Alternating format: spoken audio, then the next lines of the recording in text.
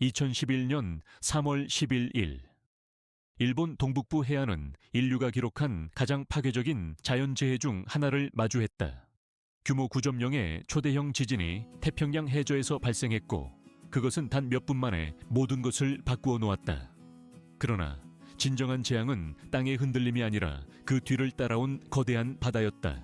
지진 발생 이후 높이 약 15m에 달하는 쓰나미가 해안을 향해 몰려왔다.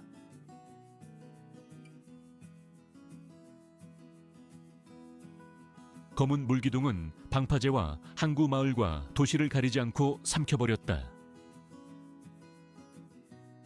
수천 채의 건물이 순식간에 파괴되었고 도로와 철도는 흔적조차 남지 않았다.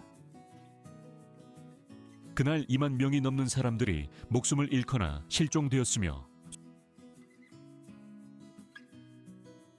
수십만 명이 삶의 터전을 잃었다. 이 재난은 단순한 자연현상이 아니었다. 후쿠시마 원자력 발전소 사고는 재앙의 규모를 더욱 확대시켰고 일본 사회 전체에 깊은 충격을 남겼다.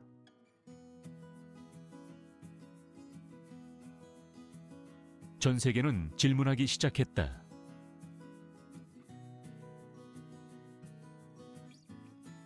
첨단 기술과 철저한 대비로 유명한 일본조차 왜 이 재난을 막지 못했는가? 사실 일본은 지진에 대비한 국가였다.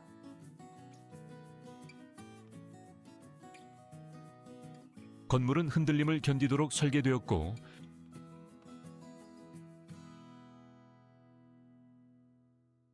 경보 시스템과 대피 훈련도 잘 갖춰져 있었다. 그러나 2011년의 쓰나미는 기존의 모든 가정을 뛰어넘었다. 이전에 상정했던 방제 기준은 바다 앞에서 무력했다. 이 사건은 분명한 사실을 드러냈다.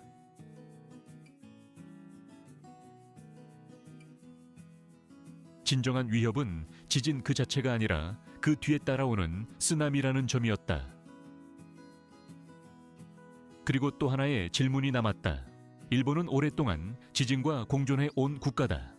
이 나라는 태평양판, 필리핀 해판, 유라시아판, 북아메리카판이라는 4개의 거대한 지각판이 만나는 지점 위에 놓여 있다. 과연 인간은 거대한 바다를 상대로 생존을 위한 방어선을 세울 수 있는가? 그 결과 일본에서는 매년 수백 차례의 지진이 발생하며 일부는 인류 역사상 가장 강력한 수준에 이르기도 했다. 이러한 지질학적 현실은 일본 사회의 구조 자체를 바꾸어 놓았다. 건축 기준은 지진에 견딜 수 있도록 지속적으로 강화되었고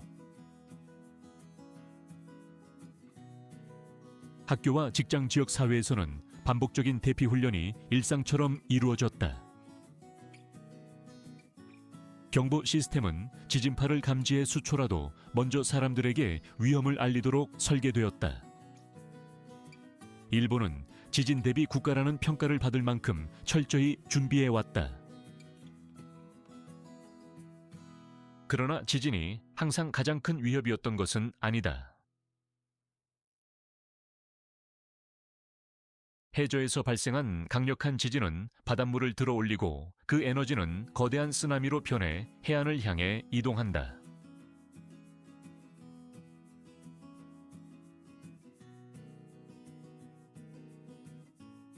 바다에서 형성된 이 파도는 육지에 도달하면서 급격히 높아지고 상상을 초월하는 파괴력을 갖게 된다.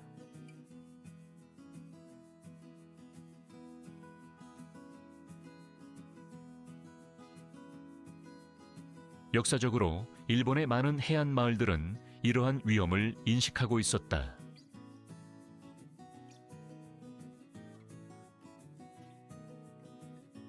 일부 지역에는 오래전부터 쓰나미 경고석이 세워져 있었고 이 표식보다 아래에는 집을 짓지 말라는 경고가 전해 내려왔다.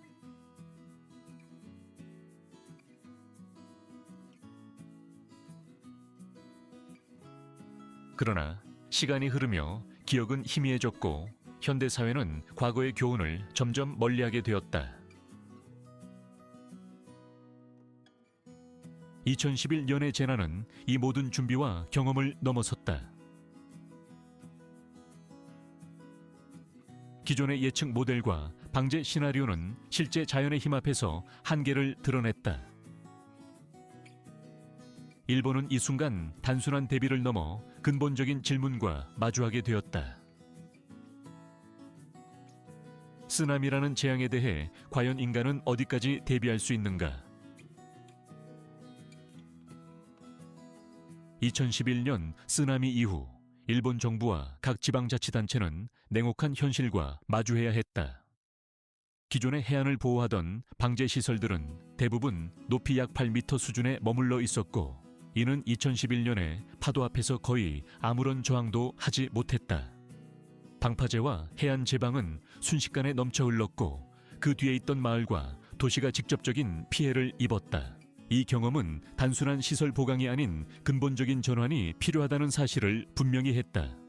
일본은 이전의 기준을 폐기하고 완전히 새로운 방제 전략을 수립하기로 결정했다.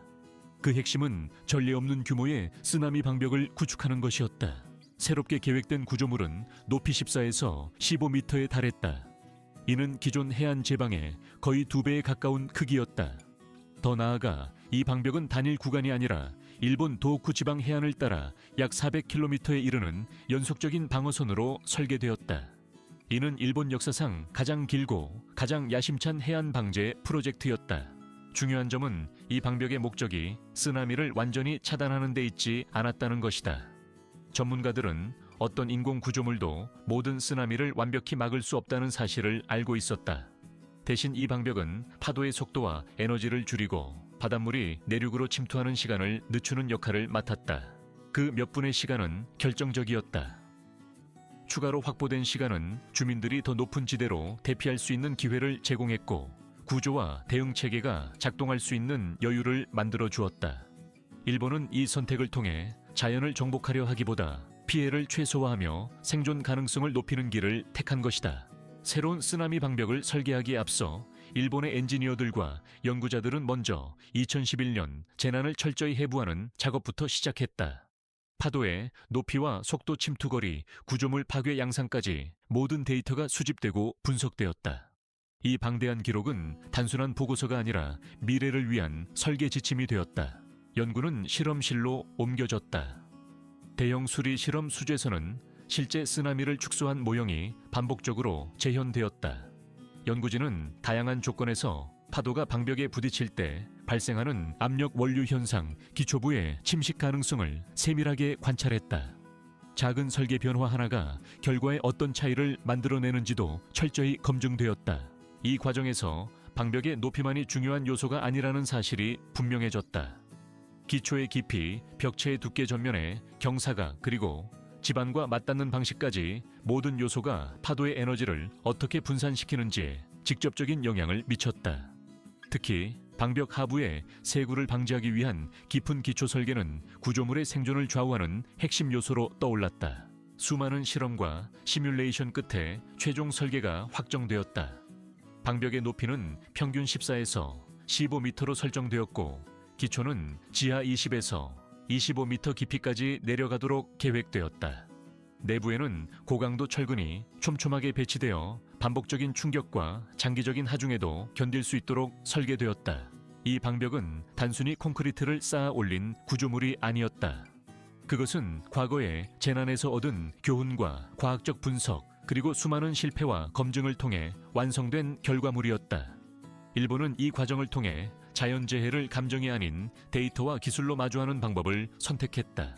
새롭게 설계된 쓰나미 방벽은 단일 구조물이 아니었다.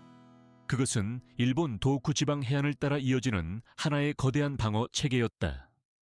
방벽은 아오모리현에서 이와테현, 미야기현을 거쳐 후쿠시마현에 이르기까지 약 400km에 걸쳐 구축되었다. 이는 일본 역사상 가장 길고 가장 광범위한 해안 방제 인프라였다. 각 지역의 해안선은 지형과 수심 파도의 특성이 서로 달랐다. 절벽이 많은 곳도 있었고 완만한 해변과 항구가 밀집된 지역도 존재했다. 그럼에도 불구하고 방벽의 기본 구조와 방제 개념은 일관되게 유지되었다. 지역별로 세부적인 높이와 형태는 조정되었지만 전체 시스템은 하나의 연속된 방어선으로 기능하도록 설계되었다. 이 거대한 공사를 위해서는 사전 준비만으로도 막대한 시간이 필요했다. 기존의 파손된 구조물과 잔해를 제거하고 일부 지역에서는 주택과 도로를 이전해야 했다. 대형 장비가 접근할 수 있도록 임시 도로와 작업 공간이 조성되었고 해안 곳곳에는 콘크리트 혼합 시설과 자재 저장소가 설치되었다. 공사는 단순히 벽을 세우는 작업이 아니었다. 해안 전체를 하나의 거대한 건설 현장으로 바꾸는 과정이었다. 수많은 엔지니어와 기술자 그리고 현장 노동자들이 동시에 투입되었고 공정은 철저한 일정 관리 아래 단계별로 진행되었다. 이 방어선은 단지 물리적인 장벽을 넘어 일본 사회가 재난에 대응하는 방식을 상징적으로 보여주는 구조물이 되었다. 그것은 과거의 실패를 기억하고 같은 비극을 반복하지 않겠다는 집단적 의지가 형태로 드러난 결과였다. 새롭게 설계된 쓰나미 방벽은 단일 구조물이 아니었다. 그것은 일본 도쿠지방 해안을 따라 이어지는 하나의 거대한 방어 체계였다. 방벽은 아오모리현에서 이와테현 미야기현을 거쳐 후쿠시마현에 이르기까지 약 400km에 걸쳐 구축되었다. 이는 일본 역사상 가장 길고 가장 광범위한 해안 방제 인프라였다. 각 지역의 해안선은 지형과 수심 파도의 특성이 서로 달랐다. 절벽이 많은 곳도 있었고 완만한 해변과 항구가 밀집된 지역도 존재했다. 그럼에도 불구하고 방벽의 기본 구조와 방제 개념은 일관되게 유지되었다. 지역별로 세부적인 높이와 형태는 조정되었지만 전체 시스템은 하나의 연속된 방어선으로 기능하도록 설계되었다. 이 거대한 공사를 위해서는 사전 준비만으로도 막대한 시간이 필요했다. 기존의 파손된 구조물과 잔해를 제거하고 일부 지역에서는 주택과 도로를 이전해야 했다. 대형 장비가 접근할 수 있도록 임시 도로와 작업 공간이 조성되었고 해안 곳곳에는 콘크리트 혼합 시설과 자재 저장소가 설치되었다. 공사는 단순히 벽을 세우는 작업이 아니었다. 해안 전체를 하나의 거대한 건설 현장으로 바꾸는 과정이었다. 수많은 엔지니어와 기술자 그리고 현장 노동자들이 동시에 투입되었고 공정은 철저한 일정 관리 아래 단계별로 진행되었다. 이 방어선은 단지 물리적인 장벽을 넘어 일본 사회가 재난에 대응하는 방식을 상징적으로 보여주는 구조물이 되었다. 그것은 과거의 실패를 기억하고 같은 비극을 반복하지 않겠다는 집단적 의지가 형태로 드러난 결과였다. 기초 공사가 완료되자 마침내 쓰나미 방벽의 본체가 모습을 드러내기 시작했다. 이 단계는 프로젝트 전체에서 가장 눈에 띄는 공정이자 동시에 가장 까다로운 작업이었다. 수십 미터 높이의 구조물을 해안선 바로 앞에 세우는 일은 바다와 직접 맞서는 공사였다. 먼저 방벽이 들어설 위치에 깊은 굴착이 이루어졌다. 일부 구간에서는 20m가 넘는 깊이까지 땅을 파 내려가야 했다. 해수 유입을 막기 위해 가물막이 구조물이 설치되었고 작업 구역은 거대한 인공 웅덩이처럼 변했다. 이 안에서 콘크리트 타설과 철근 배치가 정밀하게 진행되었다. 방벽의 핵심은 막대한 질량이었다. 수백 톤에 달하는 콘크리트 기초는 파도의 충격에도 쉽게 움직이지 않도록 설계되었다. 기초 위에는 고강도 철근으로 이루어진 거대한 골조가 세워졌고 그 위로 콘크리트가 여러 단계에 걸쳐 부어졌다. 한 번에 너무 많은 양을 타설할 경우 균열이 발생할 수 있었기 때문에 공정은 철저히 분할되어 진행되었다. 각 구간은 수십 미터 길이로 나뉘어 시공되었고 완성된 구간들은 정밀하게 연결되어 하나의 연속된 벽체를 형성했다. 이음부는 특히 취약한 지점이 될 수 있었기 때문에 방수와 내구성을 강화하는 추가 공법이 적용되었다. 공사는 날씨와 조수의 영향을 크게 받았다. 높은 파도와 강풍은 작업을 중단시키기도 했고 일정은 여러 차례 조정되어야 했다. 그럼에도 불구하고 현장은 멈추지 않았다. 이 방벽은 단순한 토목 구조물이 아니라 다시는 같은 비극을 반복하지 않겠다는 결의가 콘크리트로 구현된 결과였기 때문이다. 쓰나미 방벽의 역할은 단순히 바닷물을 가로막는 데에만 있지 않았다. 일본의 엔지니어들은 거대한 파도를 정면으로 버티는 방식이 아니라 그 에너지를 단계적으로 약화시키는 전략을 택했다. 방벽은 파도와의 충돌을 통해 힘을 흡수하고 분산시키는 복합적인 구조물로 설계되었다. 바다 쪽 전면에는 다양한 소파 구조물이 배치되었다. 테트라포드와 돌로스 같은 콘크리트 블록은 파도가 접근할 때 그 흐름을 깨뜨리고 회전시키는 역할을 했다. 이 불규칙한 형태는 파도의 에너지를 여러 방향으로 흩뜨려 방벽에 전달되는 충격을 크게 줄였다. 일부 구간에서는 계단형 또는 완만한 경사면이 적용되어 파도가 벽체에 도달하기 전에 이미 힘을 잃도록 유도했다. 육지 쪽 역시 중요한 방어 공간이었다. 방벽 뒤에는 토사를 이용한 완충 구간이 조성되었고, 넘쳐 들어온 물이 빠르게 배출될 수 있도록 배수로와 수로가 함께 설계되었다. 이는 방벽을 넘는 파도가 발생하더라도 침수 피해가 확산되는 것을 억제하기 위한 장치였다. 이러한 다층 방어 개념은 쓰나미를 하나의 거대한 힘으로 상대하지 않는다. 대신 여러 단계에서 나누어 약화시키며 각 단계가 다음 방어선의 부담을 줄이는 방식이다. 방벽은 파도를 완전히 멈추지 못하더라도 그 파괴력을 현저히 감소시키는 데 초점을 맞추었다. 결과적으로 이 구조물은 단순한 벽이 아니라 바다의 에너지를 계산하고 조절하는 거대한 공학 장치가 되었다.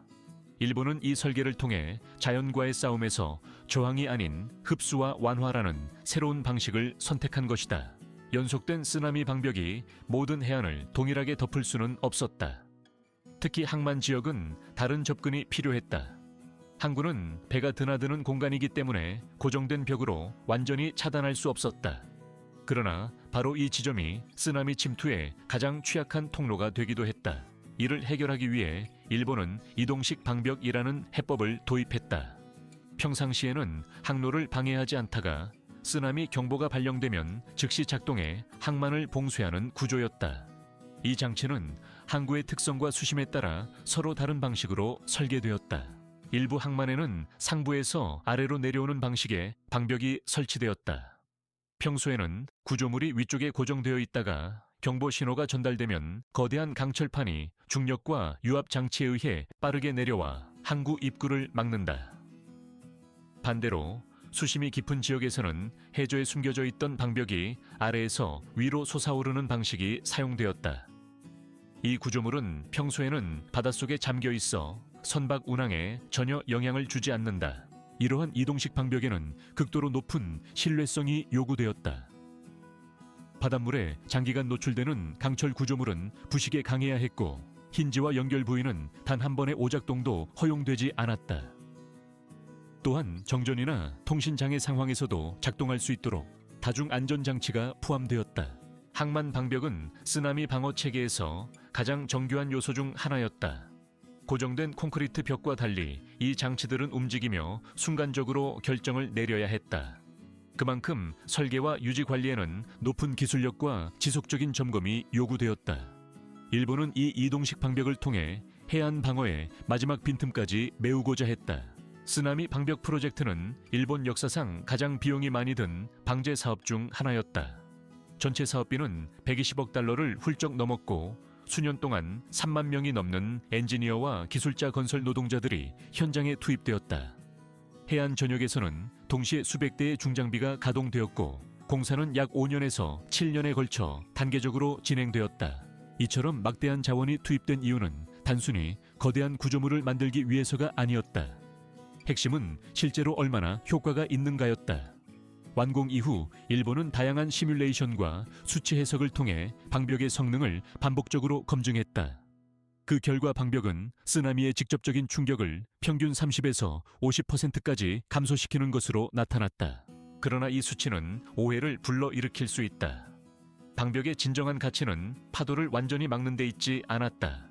그 목적은 단 몇 분이라도 시간을 벌어주는 것이었다. 쓰나미가 내륙으로 침투하는 속도를 늦추고 파도의 높이를 낮추는 것만으로도 대피 가능 시간은 크게 늘어났다. 그 몇 분은 생사를 가르는 시간이었다. 더 많은 사람들이 높은 지대로 이동할 수 있었고, 구조 체계가 작동할 수 있는 여지가 생겼다. 이는 방벽이 단순한 콘크리트 구조물이 아니라 생존을 위한 시간의 장치라는 사실을 보여준다. 일본은 이 프로젝트를 통해 재난 대응의 기준을 다시 정의했다. 모든 피해를 없앨 수는 없지만 피해를 줄이고 생존 가능성을 극대화하는 것은 가능하다는 점을 증명한 것이다. 아무리 거대한 쓰나미 방벽이라 해도 모든 재난을 완벽하게 막을 수는 없다. 일본의 엔지니어들과 정책 결정자들 역시 이 사실을 분명히 인식하고 있었다. 자연의 힘은 인간의 계산을 언제든지 넘어설 수 있으며 예측을 초월하는 규모의 쓰나미가 다시 발생할 가능성도 배제할 수 없다. 그러나 이 방벽의 존재 의미는 절대적인 방어가 아니었다. 그것은 최악의 상황에서 피해를 줄이기 위한 마지막 방어선이었다. 방벽은 해안 도로와 항만 시설 어업 기반 그리고 수많은 해안 마을을 보호하는 역할을 맡았다. 완벽하지는 않지만 아무것도 없는 상태와는 비교할 수 없는 차이를 만들어냈다. 특히 쓰나미 방벽은 방제 체계의 한 부분으로 기능했다. 조기 경보 시스템 대피 계획 교육과 훈련과 함께 결합될 때 그 효과는 극대화되었다. 방벽은 사람들에게 대피할 시간을 제공했고 그 시간은 다른 모든 대응 수단이 작동할 수 있는 여지를 만들어 주었다. 일본은 이 프로젝트를 통해 하나의 명확한 메시지를 남겼다. 재난을 완전히 제거할 수는 없지만 재난 앞에서 무력한 존재로 남을 필요는 없다는 것이다. 쓰나미 방벽은 인간이 자연을 통제하려는 시도의 결과가 아니라 자연의 위험을 이해하고 그 영향을 최소화하려는 선택의 상징이었다. 쓰나미 방벽이 해안을 지키는 방어선이라면 일본의 또 다른 거대 공학성과는 바다 아래에서 조용히 작동하고 있다. 일본은 세계에서 가장 앞선 해저 터널 기술을 보유한 국가 중 하나로 섬과 섬을 잇고 물류와 교통을 안정적으로 유지하기 위해 바다 밑을 관통하는 구조물을 지속적으로 건설해 왔다. 해저 터널 공사는 쓰나미 방벽과 마찬가지로 철저한 조사에서 시작된다. 해저 지형과 안반의 성질 활성, 단층의 위치, 해류와 수압 조건까지 모두 분석 대상이다. 작은 오차 하나가 치명적인 결과로 이어질 수 있기 때문에 설계 단계에서는 수년에 걸친 데이터 축적과 시뮬레이션이 이루어진다. 일본이 활용하는 대표적인 공법 중 하나는 침매식 터널 방식이다. 이 방식은 육상에서 길이 수백 미터에 달하는 터널 구조물을 미리 제작한 뒤 이를 해저로 운반해 정확한 위치에 가라앉혀 연결하는 방식이다. 하나의 터널 구간은 길이 약 200m 이상, 무게는 수만 톤에 달하며 밀리미터 단위의 정밀도로 설치되어야 한다. 각 터널 구간은 고무 재질의 특수 조인트로 연결되어 수압과 지진으로 인한 미세한 움직임을 흡수한다. 또한 내부에는 누수 감지 센서와 구조 모니터링 시스템이 상시 가동되어 이상이 발생할 경우 즉각적인 대응이 가능하도록 설계되었다. 터널은 단순히 통과하는 공간이 아니라 살아있는 구조물에 가깝다. 이러한 해저 터널 기술은 일본 사회의 또 다른 선택을 보여준다. 바다를 우회하는 대신 바다를 관통하는 길을 만든 것이다. 이는 기상 조건에 흔들리지 않는 안정적인 교통망을 확보하고 재난 상황에서도 국가의 핵심 기능을 유지하기 위한 전략이었다. 쓰나미 방벽과 해저 터널은 서로 다른 형태의 구조물이지만 하나의 공통된 철학을 공유한다. 일본은 자연을 정복하려 하지 않는다. 대신 자연의 위험을 이해하고 그 안에서 생존과 지속성을 확보하는 길을 선택해왔다. 400km에 이르는 쓰나미 방벽과 바다 아래를 관통하는 해저 터널은 단순한 토목 구조물이 아니다. 그것들은 일본이 재난 이후 어떤 선택을 했는지를 보여주는 명확한 증거다.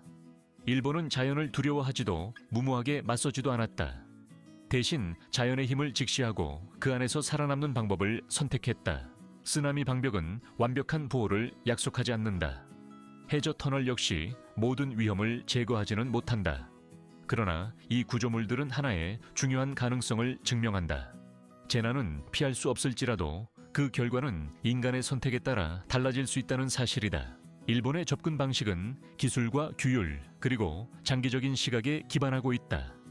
즉각적인 해결책보다 수십 년을 내다보는 인프라에 투자했고 눈에 보이지 않는 안전을 위해 막대한 시간과 자원을 투입했다.